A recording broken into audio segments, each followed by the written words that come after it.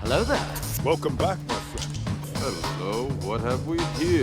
Jedi, we've been expecting you. Knew I could count on you. Hello. Welcome to the rebellion. What fun!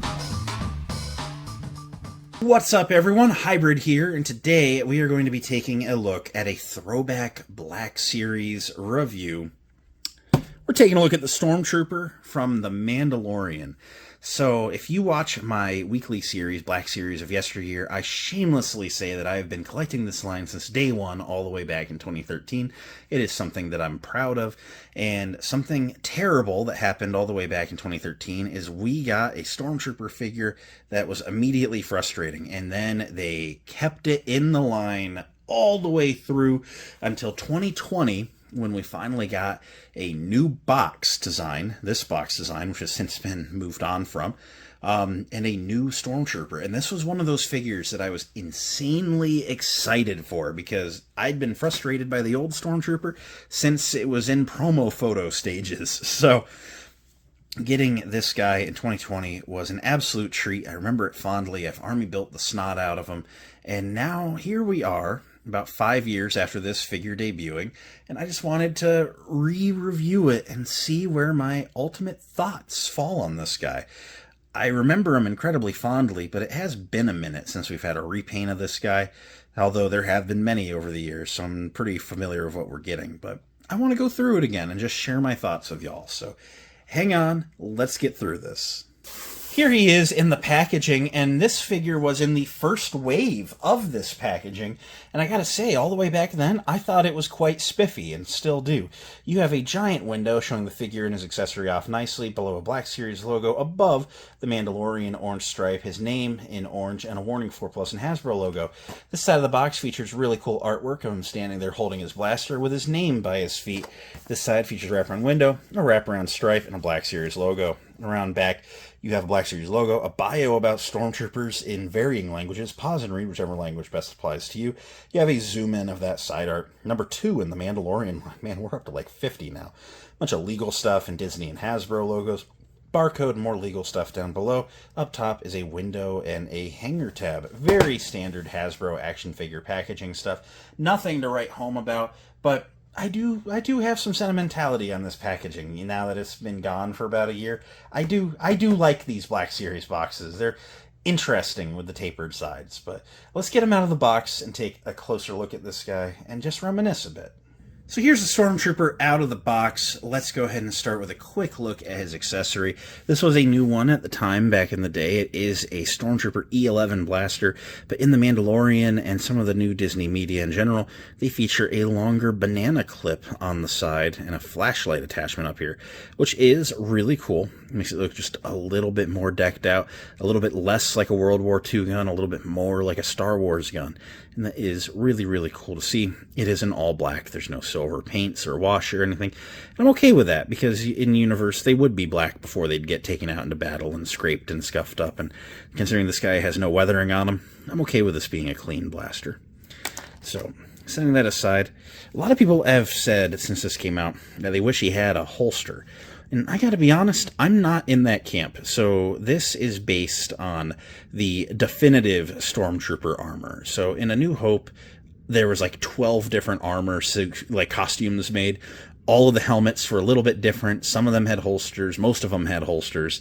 And then throughout the original trilogy, the holster became less and less, and the uniforms became a little bit more, well, uniform as budget increased.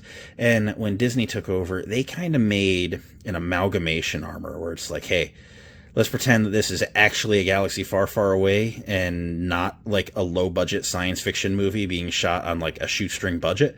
And they kind of just cleaned it up a little bit and made it definitive. And to me, ultimately, I like that. You know, like the idea is when you're watching the original trilogy, when the Stormtroopers are on screen, you're supposed to kind of squint and see this guy instead, you know. I'm all right with that. So the fact that we didn't see a whole lot of holsters and they haven't come back, like, I love a holster as a guy that's generally pro-gun. It's like, I like a good, like, hip holster, but, like, are you going to strap a rifle to your hip? You know, no, if anything, you're going to, like, bandolier that across your shoulder. So the idea of it having a holster in general, my opinion, kind of dumb given what it is. But other than that, looking at this guy, he is beautiful. Look at the light glistening off of that armor. You got it off of the eyepieces and the visor. And of course, you can just say it's shiny plastic, but like that's what Stormtrooper armor is. You know, it's got a very polished, shiny, plasticky finish to it. And this action figure does a great job of that. The black parts are the soft goods underneath. In universe, this is all plastic, but the black parts are matted enough that they don't bounce light. And it's just a very good interpretation of the Stormtrooper armor as seen in the series and modern films and such. Something that I really love about this is they have sculpted the ribbed textures on the bodysuit and the elbow area and the knee area and the neck going on in there. The torso is an overlay. There's like a black torso underneath of this rubbery armor piece, but even that has some of that sculpted ribbing in there. It is just a very finely detailed figure. I like the inclusion of the black dots on the abdomen buttons there, no paint on the back on the record or pause buttons, a little bit of gray on the belt grenade, and that's cool. But yeah, he's a very black and white figure other than a couple little gray touches. You got the dark blue stripes on the cheeks.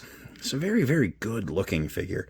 To run through the articulation, and again, this is a 5-year-old figure, so I'll point out anything that seems really dated as we're going through it.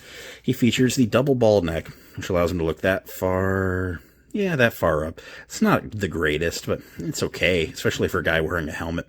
That far down, side to side, and get all sorts of pivot in there for attitude. His arms can come up to a T-pose. There's a deep butterfly joint in there. You can rotate the shoulder 360 degrees, and the shoulder pad is on a ring in there, so it mostly gets out of the way, but you can bring it with you if you wanted the shoulder pad to be angled like that. Really, really nice stuff.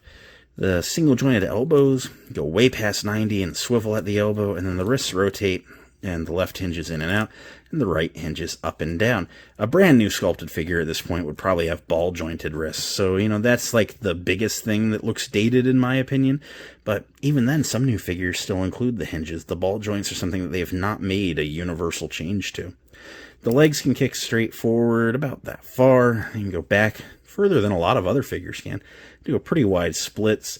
There is a thigh swivel. I'm usually pretty anti-thigh swivel because it kind of breaks up the sculpt, and some people say it's just a line, but I'm like, yeah, but like it's a visually distracting line. This is nicer because it's molded to be around the armor in there, so you don't see any line work. It's very seamless. This is a good application of a thigh swivel. Single jointed knees go to 90 degrees just past, and then swivel at the knees, so the thigh swivel ultimately doesn't accomplish a whole lot that couldn't, but you have the best of both worlds. And then the feet can point decently far down, a little bit forward, and there's a forward-facing pin for rocker. Gotta be honest, other than the hinges on the wrist being a little bit dated, it's not the end of the world. Like, it's not old, I'm not sitting here asking them to give me a new ball-jointed wrist Stormtrooper or anything. I gotta say, grand scheme of things, this guy is excellent. At the end of the day, I gotta say, the 2020 Imperial Stormtrooper Black Series, to me, feels like an evergreen figure. They talk about these A-list figures, the Mandos and Vaders, that just sit 8 deep on the pegs for years at Walmart and Target.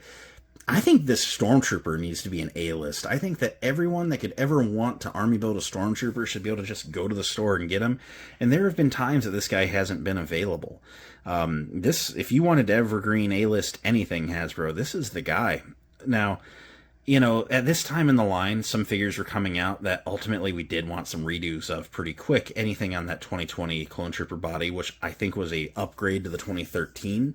It just wasn't as good an upgrade as this Stormtrooper was. And so in 23, they upgraded the Clone Trooper mold to better match this one.